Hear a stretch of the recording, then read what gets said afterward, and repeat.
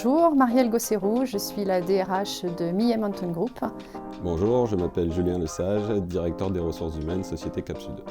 Bonjour, donc je suis Olivier Benoît, je suis directeur des ressources humaines de l'association AIDE.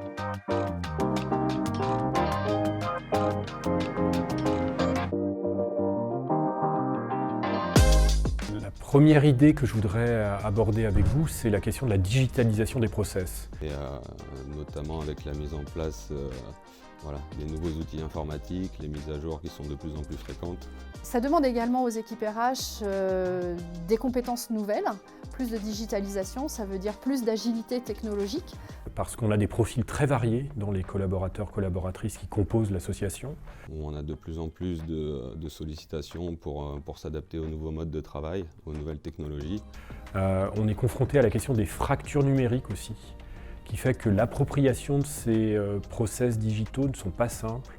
Ça veut dire également une capacité à changer son mode de fonctionnement. Et donc, on doit aussi accompagner les équipes RH dans leur capacité à travailler sur ces nouvelles solutions technologiques. Un des enjeux également, c'est celui d'attirer. Le recrutement est de plus en plus compliqué. Nous sommes une région très dynamique, ce qui crée beaucoup de tensions sur le marché de l'emploi. Vrai enjeu de maintien des personnes dans l'organisation. Notamment la nouvelle génération ont tendance à faire plusieurs employeurs très rapidement. Et du coup, il faut les fidéliser très rapidement. Pour éviter un turnover. Et le turnover dans une entreprise est source de perte de savoir-faire, mais également a un impact économique fort. D'où l'intérêt essentiel que de travailler sur la marque employeur et sur la fidélisation des collaborateurs.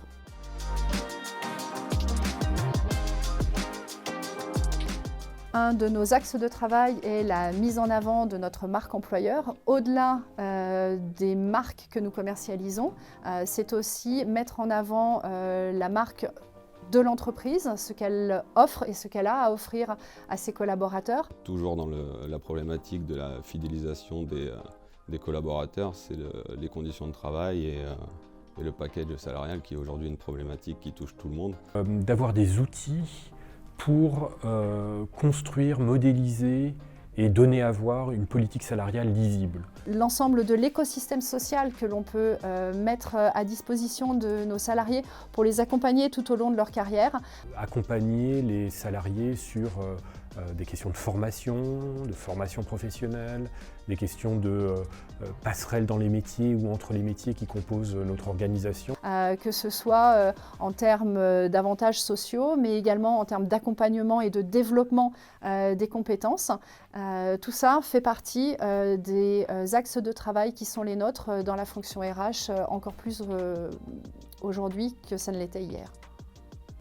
Pour aussi maintenir ce qu'on appelle des talents dans l'aide, mais pour maintenir effectivement en présence des gens qui vont s'y retrouver, qui cherchent du sens dans nos organisations, mais la question du sens ne suffit pas à pouvoir se projeter sur le long terme dans un engagement, et donc il y a également la question du salaire et de tout ce qui va avec les périphériques. Un autre enjeu que je vois et qui se dessine, c'est celui qui va permettre le lien continu avec les salariés. De renforcer cette sensation de proximité et qu'elle ne soit pas qu'une sensation mais une réalité. On a besoin d'avoir des outils qui permettent de dialoguer quasiment en temps réel et en immédiateté avec les salariés.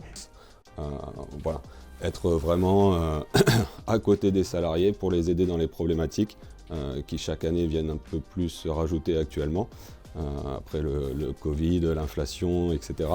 Donc l'un de mes objectifs prioritaires, c'est vraiment de garder et de renforcer la proximité.